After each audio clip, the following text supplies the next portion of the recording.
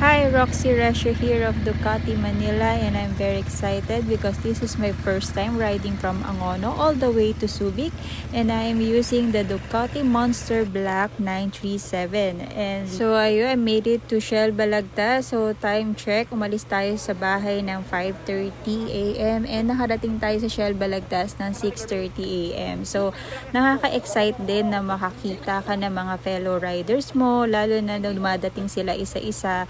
And seeing all these beautiful bikes lined up together is an amazing sight. And you can already see the lineup growing. So isa-isa silang dumadating. Napaka sarap sa mata makakita ng iba't ibang lineup, like mga ibang Ducati models, 'di ba?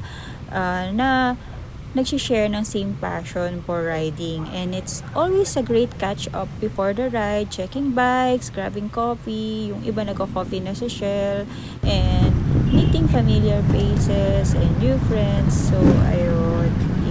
We also have here today our GM, AJ Morales, and Henry Cas, Pablo Cañes, and of course the marketing guys of the Philippines.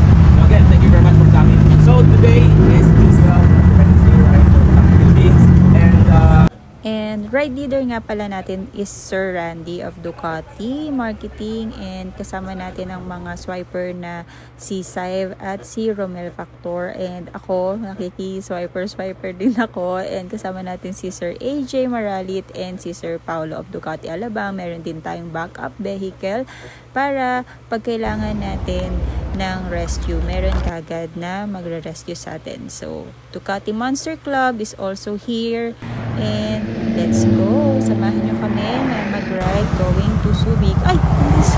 Nasa Subic na agad. So, ayan. Naghihintay kami ng mga riders sa naiwan sa toll gate. And from there, nakita ko na yung helmet kong napakadumi. So, nakikita ko lang yan sa mga post. So, yan. Nakakatuwa yung na-experience ko na yung mga police up na yan. Ayun, as a lady rider, I can honestly say that riding the Ducati Monster 937 Plus has been an amazing experience. Even though it has powerful engine, the bike feels well balanced and confidence inspiring once you're moving. The riding position is upright and comfortable, which helps reduce fatigue on longer rides. Diba? Nakarating ako Angono to Subic, hindi man lang ako napagod. Char!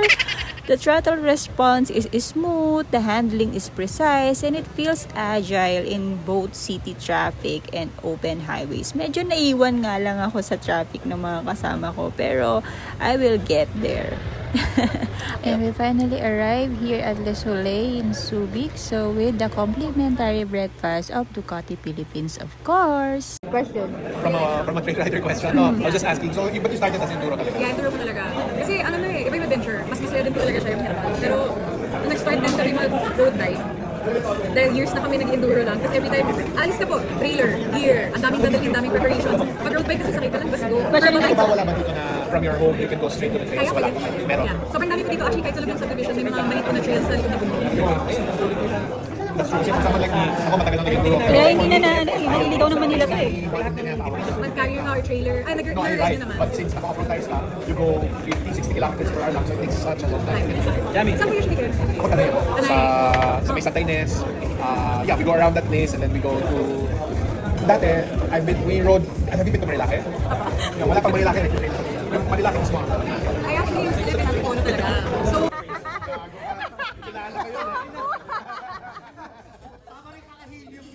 Akin na napakatulin, partida hindi ko pinangkakarera. Pero yung auto pinapasayaw ko naman na para makarena. Pa-left, pa-right.